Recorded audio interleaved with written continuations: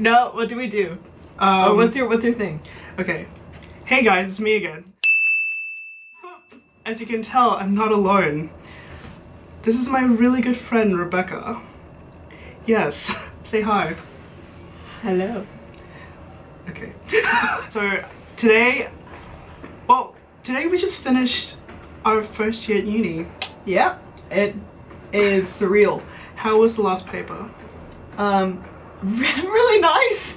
Yeah. I really enjoyed it. I think, oh no, I didn't enjoy it. I think that was a bit automatic. I think the questions are fair. Yeah. They're fair questions. But my structures were a bit all over the place. Yeah. But I'm hoping, you know, I'm holding out. I'm holding out for a good result. Yeah, same. Wait. I mean, bring that 9%. We won't know until July. So that's gonna be a fun 2 months. So today I wanted to expand on a video I did before, where I talked about whether or not I was doing the right degree. I don't know if you remember that video. Yeah, I do. Yeah. It was very insightful. Thank you. So today we're going to be discussing whether or not our degrees are worthless, and what does it mean to do a worthwhile degree? Yeah, nice. And how do we ascribe worth to certain degrees, and why do we think some degrees are more worthless than others? So let us begin. The very first question I wrote down. Wow, you wrote them down. Because I'm a good student. All I need is right here. Okay, how do we define worth? What do you define worth as? I think I'm going to separate this into Bourdieu's capitals, actually. Okay, we're gonna go sociological education here. We're gonna go full sociology, or at least first year sociology on this. So pure Bourdieu separates kind of the worth of things into 3 different types of what he calls capital. So there's economic, social, and cultural. So whatever gets you money, whatever gets you contacts, and whatever improves your taste for the world. Yeah. And where those kind of tastes fit into within kind of like a grander scheme of class and whatever. Yeah. So I think that it can be applied to an extent to university degrees. So, I mean, if you think of worth as in terms of like, why do you go to uni to get a degree in the first place? Most people think it's because for economic advancement or for economic security. So you get a degree so that you can get a good job, so that you can make a lot of money, and or have the option of choosing whatever job you want. Yeah. I think, like, again, I feel like worth is also a very contextual thing, in the sense that, like, in the wow. Well, let's go on. Let's go on to. So we did the economics. So like, get a degree to get a job that pays a lot. Yeah, like the whole idea of like, how does a degree perform in the labor market? Yeah. The whole idea of like the way we ascribe worth to university degrees is very economic, and to again take a sociological perspective on this, Marx and ideology.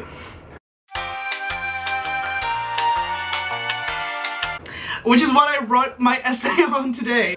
So the whole idea that like, his whole idea of ideology is the sense that like the ruling class sort of conditions our mode of thinking.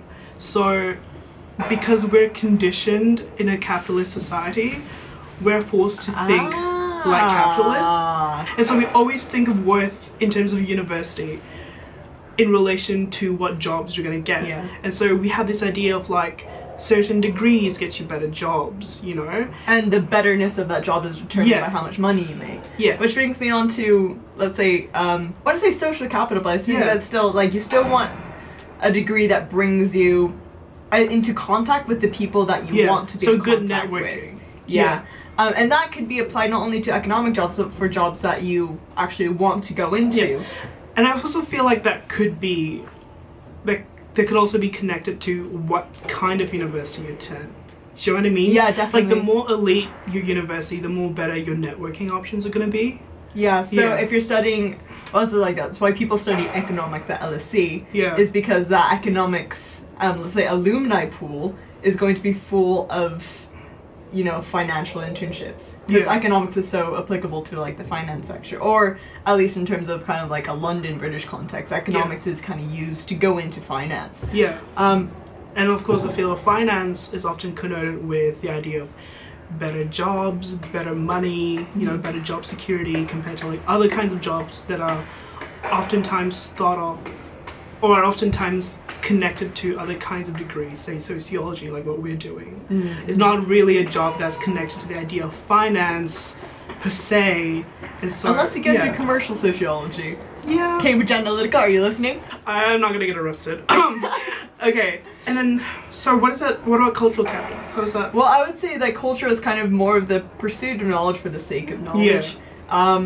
So I think you study your degree for the genuine love of the knowledge that it gives you, and maybe not even necessarily for what you could go into. Like maybe I think that's for if you want to go into academia. Yeah. So you can continue your love affair with the I don't know, the platform of knowledge that you're getting with it. Yeah, and I even find that in academia, like certain fields are given more respect due to like perceived difficulty, if you know what I mean. Oh yeah, that's true. Yeah, like the whole idea that like, oh, you're doing a soft science like anthropology or sociology, it's not really as sophisticated as economics or politics that are very math based, you know. Yeah, or like even like comparing that even to the sciences, like the natural sciences, which are extremely like conceptually speaking are much more difficult to understand, and so more worth is prescribed to it because it's just seen as being more prestigious because it's so much more difficult, you know. Like someone has a PhD in rocket science versus someone with a PhD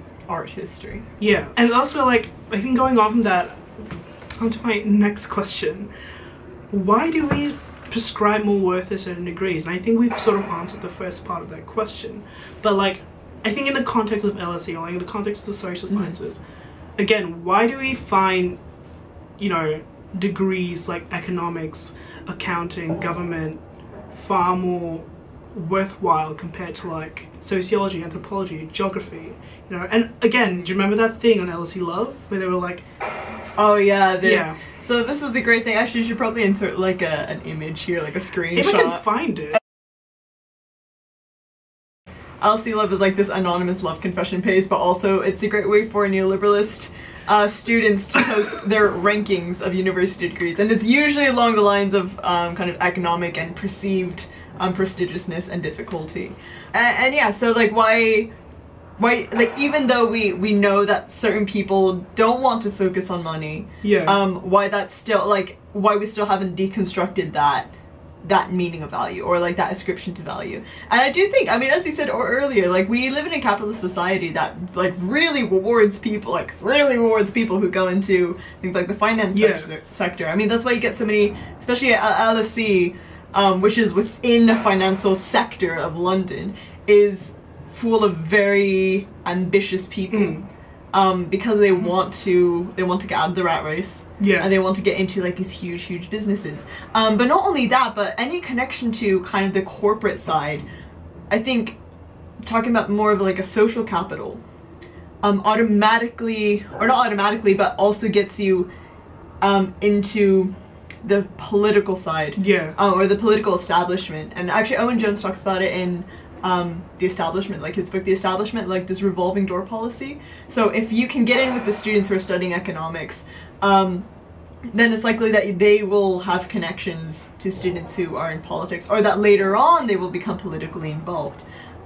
Same with journalism.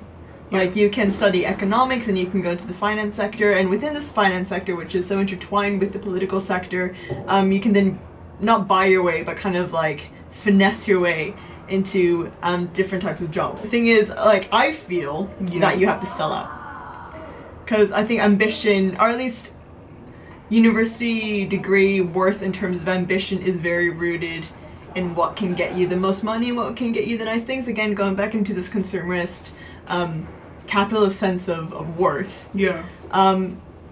And we've kind of lost sight of why we construe forms of knowledge in the first place, where we have like certain types of degrees in the first place. So for me, sociology, just as a kind of like a field of knowledge, like gives me tools where I can conceptualize the world that I live in, and the injustices that I see, and like the weird phenomena that I think are cool, and thus gives me like a kind of like a reference to how I can change society, or how, you know, it gives me tools that I can use in a job, like let's say an NGO or a charity, or even like within activism or journalism, to really help other people. I mean, that's why I do sociology, because I in the end I want to be able to help other people, and I'm not sure if that's what you want to do. That's definitely the reason why I want to do sociology in the first place. I think most people, like, not to speak for like everyone, but I think a lot of people who do come into sociology, and I think this is a really common characteristic of most sociologists, that sort of like it's sort of, I would even go on to say that it's a stigma surrounding sociologists, especially the LSE. Yeah. And the whole idea that we are really invested into justice and we're really invested in activism and stuff like that. Yeah, I mean, it's not unfounded. We did, I mean, like the sociology, not course, the sociology freaking society is not just sociology as a degree, but sociology and social justice because it's so, like, historically it's been intertwined with like fighting injustices, with activism, and it's new. I mean, that's another thing. I think worth is connected to the historical pertinence of a degree, with like something like medicine is ancient and it's been taught since the formation of universities.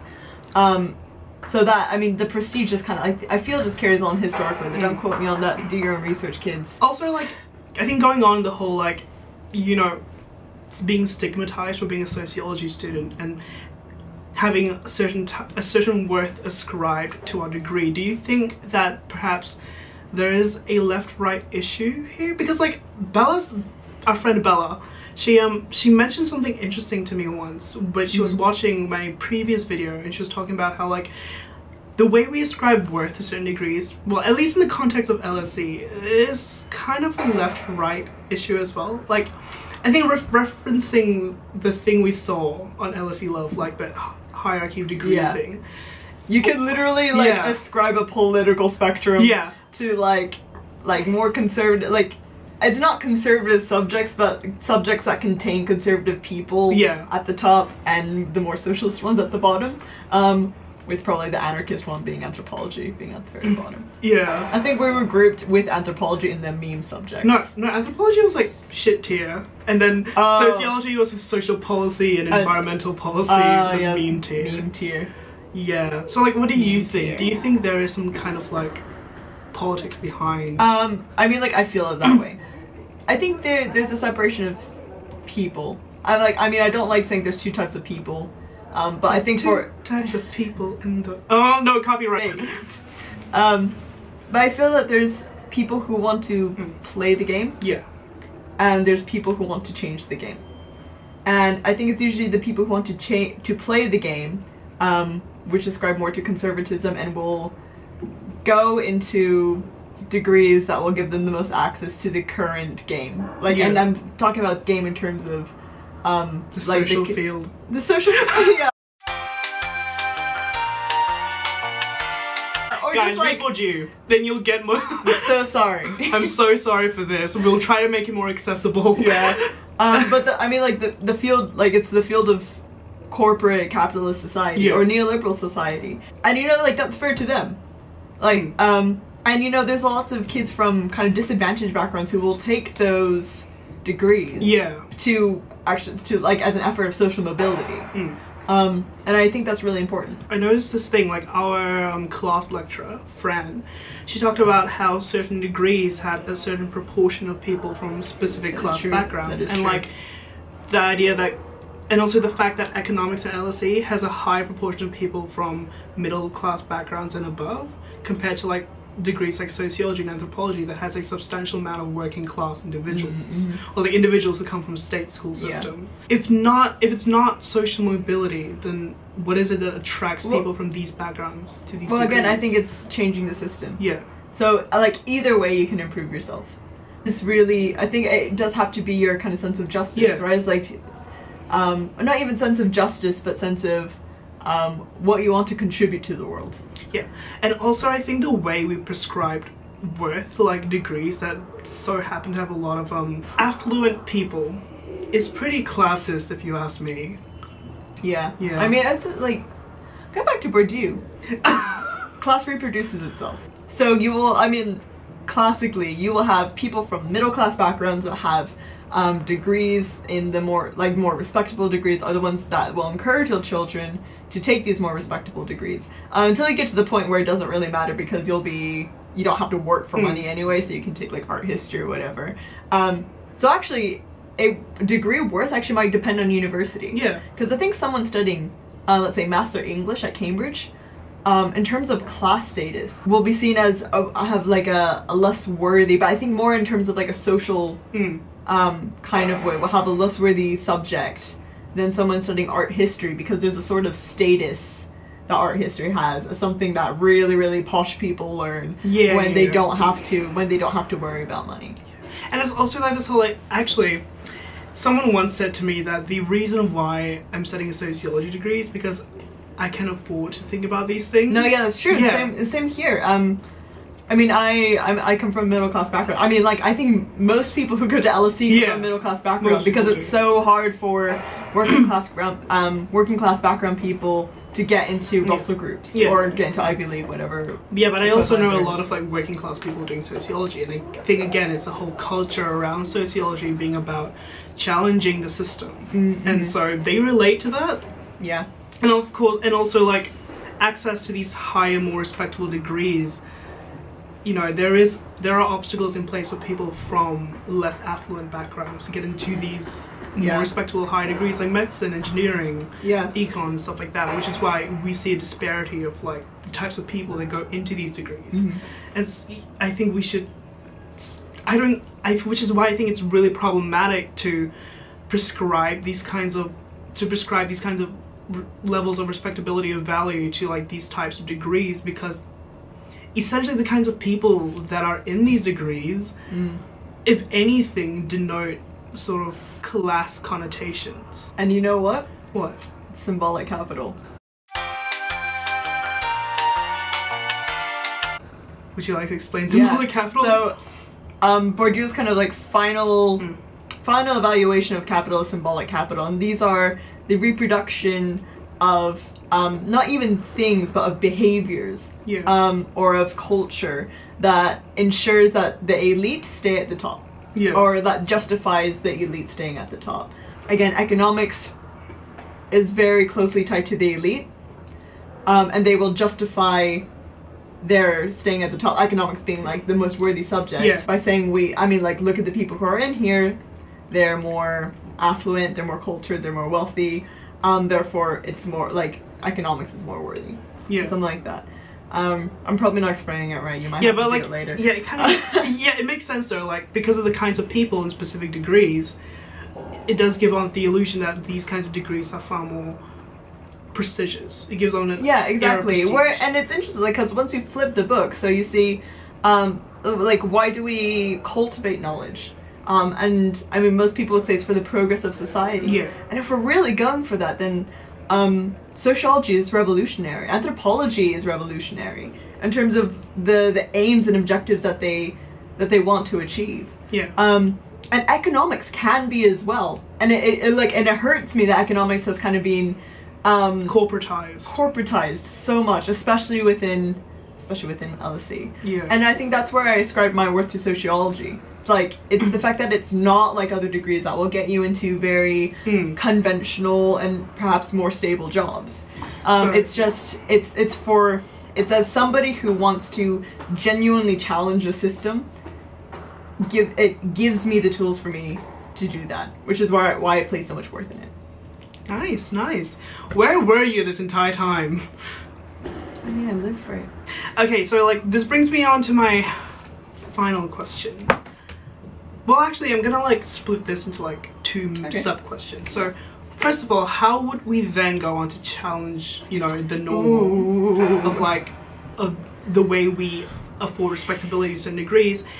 And also, do you think that the degree we're doing is worthless? And if not, why? Okay, could you recap what you said in your last video?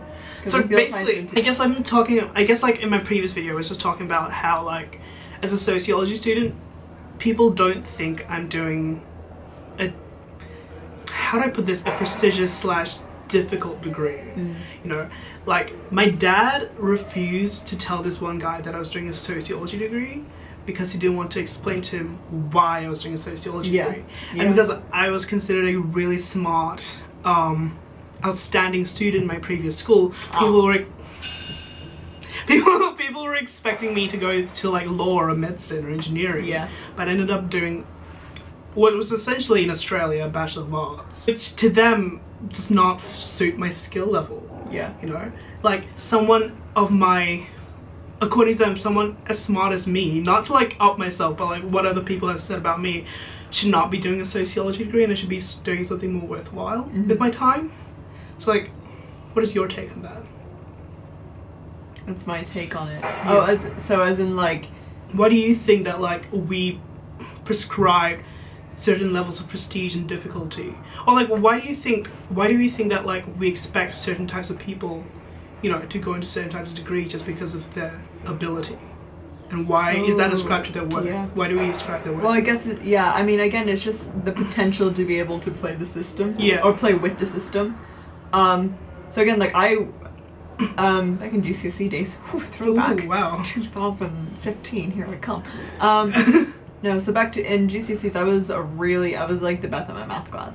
Like, I really like maths. And I think I could have had like a great potential to be a great mathematician, but I don't want to do anything with it.